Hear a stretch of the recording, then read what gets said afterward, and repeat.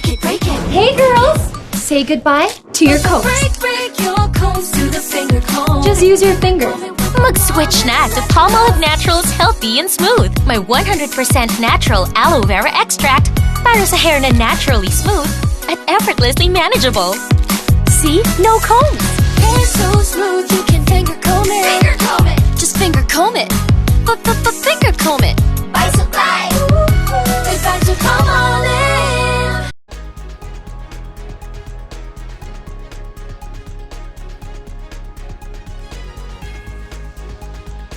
Pilipinas, nagbabalik ang Balitang Pidas. Susunod na ihahain ko sa inyo, proyektong makatao, kumilos na naman at naghatid ng serbisyo sa mga salat na squatter sa kabahayan ng Smoky Mountain. Isinagawa ito noong unang buwan ng Enero para magbigay tulong sa mga pamilyang bumalik mula sa pagkakalipat sa Bulacan sa kanilang relocation site housing. Kilala ang Smoky Mountain sa pagiging destinasyon ng mga squatter at talpakan ng basura. Nang umaksyon ang gobyerno para ayusin ang lugar, inakay nila ang mga kabahayang ilegal na naninirahan sa naturang komunidad at binigyan ng libreng pabahay, relocation site sa Pandi, Bulacan. Inabutan sila ng pinansyal na suporta para magsimula muli sa kanilang bagong paroroonan habang ang Smoky Mountain ay ginigiba para maging pakinabang sa gobyerno. Tila bumabalik ulit ang mga pamilya sa Smoky Mountain bagamat giba na ang kanilang mga tahanan. Nangunguna sa balita si Chongmar Ivan. Mar? Yes, Ann. So nandito nga ako ngayon sa Smoky Mountain. Kung makikita nyo, nandito ako para interviewin ng mga taong na-relocate galing Bulacan. Dahil sa di umanong, di sapat na pinansyal na kukuha nila sa gobyerno. Nandito ako ngayon para sa panayam ng presidente ng proyektong Makatao na si Binibining Laika. Laika? Ngayon, nandito ang presidente ng proyektong Makatao para sa isang panayam. Ano po bang nagpaunlak sa inyo para gawin ang programa o ang proyektong Makatao para sa Smoky Mountain? So, kung mapapansin niyo po kahit na nabigyan na ng karamihan ang pamilya na squatter dito sa Smoky Mountain, ay nabigyan ng bahay sa Pandi, Bulacan at kaunting salapi para bumuhay sa kanila. Ngunit, ang sabi nila, pahirapan pa rin daw umanong makahanap ng pamumuhay dun sa probinsya.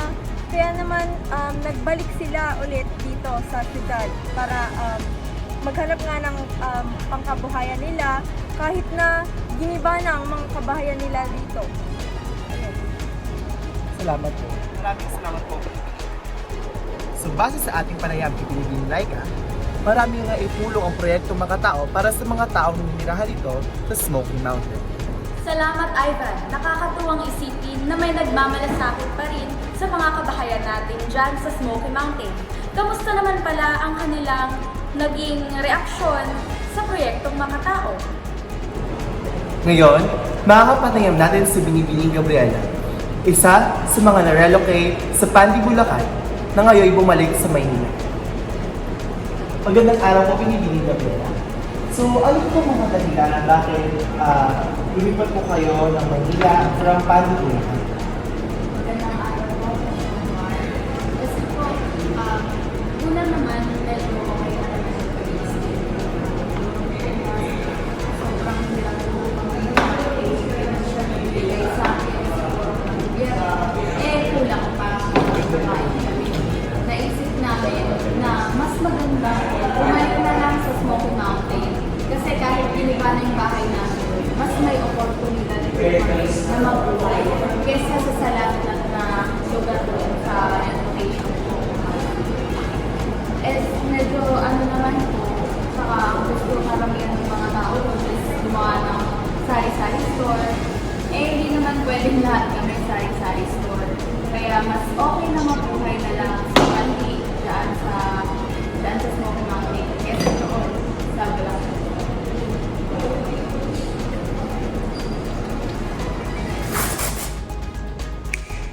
So ngayon lahat ay isa sa proyektong Makatao. Makatao ni Doktora Laika Kalab. Doktora? So, masaya ako na ang lahat ay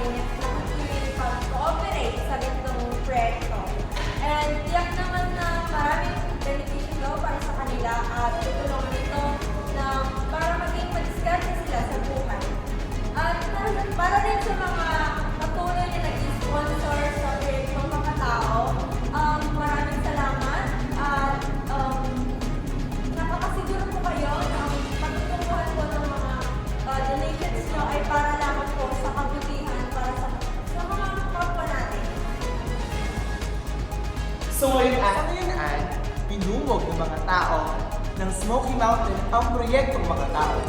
At kita sa kanilang mukha ang pag-asa at pasasalamat dahil may nagmamalasakit at nakakaalala pa rin sa kanilang komunidad. Balik ko na sa'yo, Chong-an! Salamat, Ivan. At yan ang huling balita sa oras na ito. Muli, ako si Angeline Manuel at ito ang Balitang Pidaps.